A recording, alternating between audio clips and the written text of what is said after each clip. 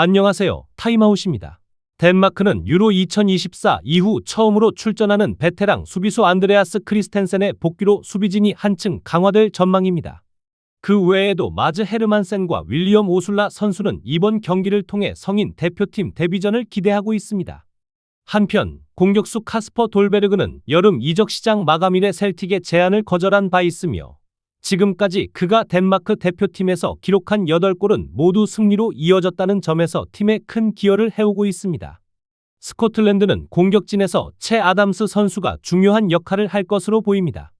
이 선수는 직전 리히텐슈타인과의 경기에서 해트트릭을 기록하며 4대0 승리를 견인했습니다.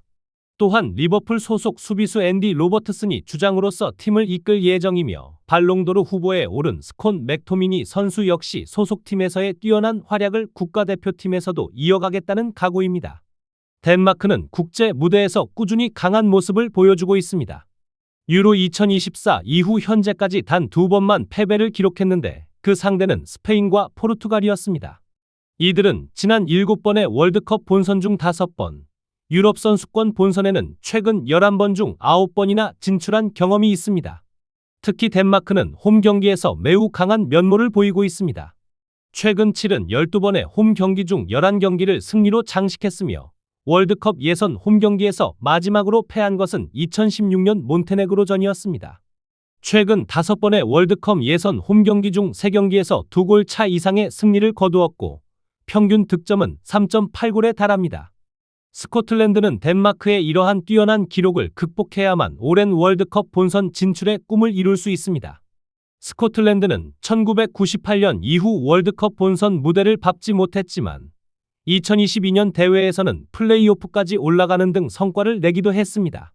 특히 최근 유럽 선수권 대회에는 연속으로 진출하며 점차 국제 무대에서 경쟁력을 갖추고 있는 모습입니다. 이전 월드컵 예선에서도 덴마크와 2차례 맞붙어 한 차례씩 승리를 주고받았고 최근에는 원정 3연승을 기록하며 상승세를 타고 있어 일정 부분 자신감을 갖고 있습니다. 코펜하겐 원정에서의 승리는 쉽지 않겠지만 최근의 흐름을 고려한다면 스코틀랜드가 값진 승점 1점을 얻어올 가능성도 충분히 있습니다. 페로 제도는 현재까지 월드컵 유럽 예선 L조에서 단 한 번의 승리를 거두었으며 그 승리는 직전 지브롤터전에서 기록했습니다. 이에 따라 이번 크로아티아전에서도 클락스타인 감독은 유사한 선발 명단을 유지할 가능성이 큽니다. 해당 경기에서 결승골을 터뜨린 요한네센은 크로아티아를 상대로 선발 출전할 가능성이 있으며 프레데릭스베르그와 아드리안 유스티누센도 공격진에서 자리를 지킬 것으로 보입니다.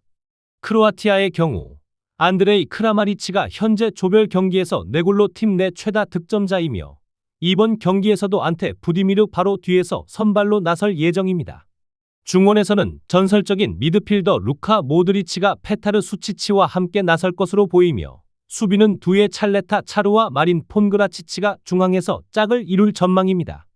페로 제도는 과거 FIFA 월드컵이나 유럽 선수권 본선에 한 번도 진출한 적이 없으며 이번 2026 월드컵 본선 진출도 어려울 것으로 보입니다. 이번 예선에서도 체코와 몬테네그로에 각각 2대1, 1대0으로 패하며 초반 2경기를 내줬습니다. 그러나 세 번째 경기에서는 지브롤터를 상대로 1대0으로 뒤지던 경기를 2대1 역전승으로 마무리하며 반등에 성공했습니다. 이 승리로 현재 L조 4위에 위치하고 있으며 2위 팀과는 승점 3점 차이입니다. 클락스타인 감독은 직전 승리의 분위기를 이어가며 크로아티아를 상대로 이변을 노리고 있으며 만약 승리할 경우 페로 제도는 크로아티아와 동률을 이루게 됩니다. 하지만 크로아티아는 이번 경기에 확실한 강자로 평가받고 있습니다. 2017년 10월부터 팀을 이끄는 질라트코 달리치 감독은 조별 첫 2경기에서 지브롤터, 체코를 완파하며 완벽한 출발을 보여주었습니다. 현재 크로아티아는 2경기 6점으로 2위에 올라 있으며 선두 체코와는 승점 3점 차이지만 2경기나 덜 치른 상황입니다. 크로아티아는 이번 페로 제도전에서도 완승을 거두고 4회 연속 월드컵 본선 진출을 향해 한 발 더 다가설 것으로 예상됩니다. 그리스는 왼쪽 풀백 디미트리스 지아누리스가 햄스트링 부상에서 회복 중이기 때문에 이번 경기에서는 출전할 수 없지만 코스타스 치미카스가 선발로 나설 것으로 보입니다. 공격진에서는 포티스 이오아니디스가 최전방을 책임지고 양 측면에는 요르고스 마수라스와 디미트리스 펠카스가 배치될 가능성이 높으며 아나스타시오스 바카세타스가 공격형 미드필더 역할을 수행할 예정입니다. 한편 벨라루스는 다재다능한 공격수 막심 키레예프가 가벼운 부상으로 출전이 어렵고 그 자리는 니키타 코르준이 대체하여 18세 공격수 트로핀 멜리첸코와 호흡을 맞출 예정입니다. 중원에서는 발레리 그로미코, 예부게니 야블론스키, 맥스 에봉이 나란히 나서 그리스의 중원 장악을 저지하려 할 것으로 예상됩니다. 이반 요바노비치 감독이 이끄는 그리스는 최근 2차례 월드컵 본선 진출에 실패했으며 마지막 출전은 2014년 대회였고 그때는 16강까지 진출한 바 있습니다. 그러나 최근 분위기는 매우 좋습니다. 그리스는 직전 3경기를 모두 3골 차 이상으로 이겼으며 그중 6월 10일 불가리아를 상대로는 4대0 대승을 거두었습니다. 지난 15개월간 치른 11경기 중 9승이라는 기록도 인상적입니다. 이번 경기 장소인 스타디오 요르요스 카라이스카키에서도 최근 2경기 연속 승리를 거둔 만큼 홈팬들 앞에서 좋은 출발을 기대하고 있습니다. 다만 공식전 기준으로는 홈 2연패 중이라는 점은 주의가 필요합니다. 그리스가 속한 조에는 덴마크와 스코틀랜드가 포함되어 있으며 이번 금요일 경기는 조 선두 경쟁에서 매우 중요한 포인트가 될 수 있습니다. 한편 카를로스 알로스 감독이 이끄는 벨라루스는 국가 역사상 첫 월드컵 본선 진출이라는 꿈을 향해 나아가고 있습니다. 지난 6월 카자흐스탄을 4대1로 꺾으며 국제 경기 캠프를 시작한 벨라루스는 이후 러시아에게 1대4로 대패하며 마무리했습니다.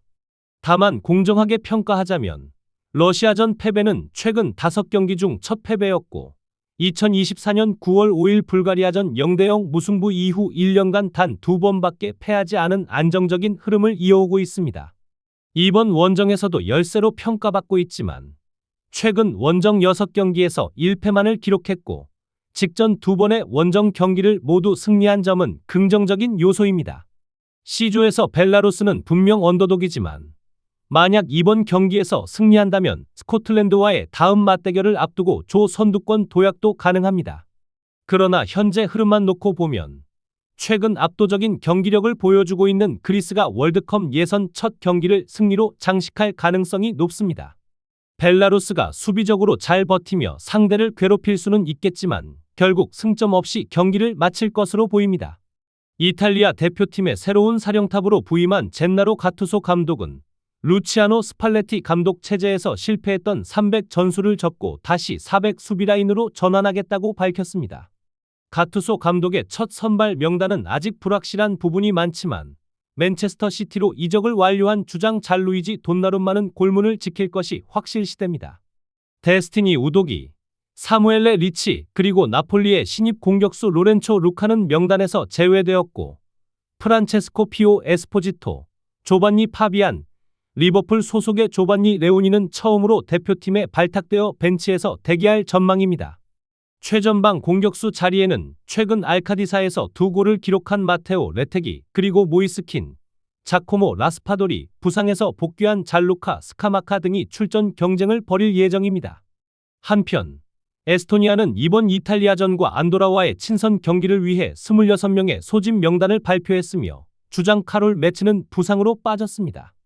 골문은 아스널 소속이며 베르더 브레멘에서 뛰고 있는 칼 하인이 지킬 것으로 예상되며 수비에는 전 토트넘의 중앙 수비수 막심 파스코치가 포함되어 있습니다.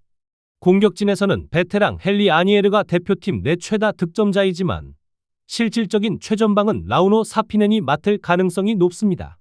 이탈리아는 최근 몇 년간 2차례 월드컵 본선 진출에 실패하는 아픔을 겪었으며 스팔레티 전 감독은 노르웨이전 패배 직후 자진 사임을 선언했습니다.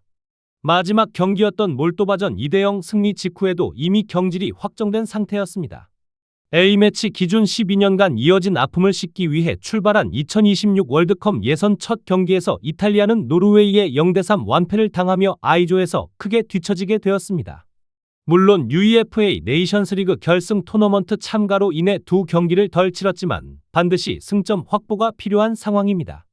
클라우디오 라니에리를 차기 감독으로 영입하려 했지만 그가 로마에 남기를 택함에 따라 가투소 감독이 대신 지휘봉을 잡게 되었습니다. 현재 FIFA 랭킹 9위인 이탈리아는 이번 에스토니아, 이스라엘과의 더블헤더에서 반드시 승점 6점을 확보해야 플레이오프 없이 본선 진출이 가능합니다. 한편 에스토니아는 아직 메이저 대회 본선 무대를 밟은 적이 없는 국가로 이번 예선 첫 경기에서 이스라엘에 1대2로 패한 후 몰도바를 상대로 3대2 승리를 거뒀지만 다시 이스라엘과 노르웨이에 연이어 패배하며 이탈리아와 나란히 승점 3점을 기록 중입니다. 역대 이탈리아와의 6번의 맞대결에서도 전패를 기록했으며 가장 최근인 2020년 11월에는 0대4로 패했습니다. 네이션스리그에서는 강등 위기를 가까스로 피하며 C리그에 잔류한 상태입니다. 여전히 상위권 도약 가능성은 남아있지만 에스토니아가 상위 랭킹의 국가들을 상대로 고전해왔던 전례를 감안할 때 가투소 감독의 데뷔전에서 이탈리아가 2골 이상 차이로 승리할 가능성이 높아 보입니다.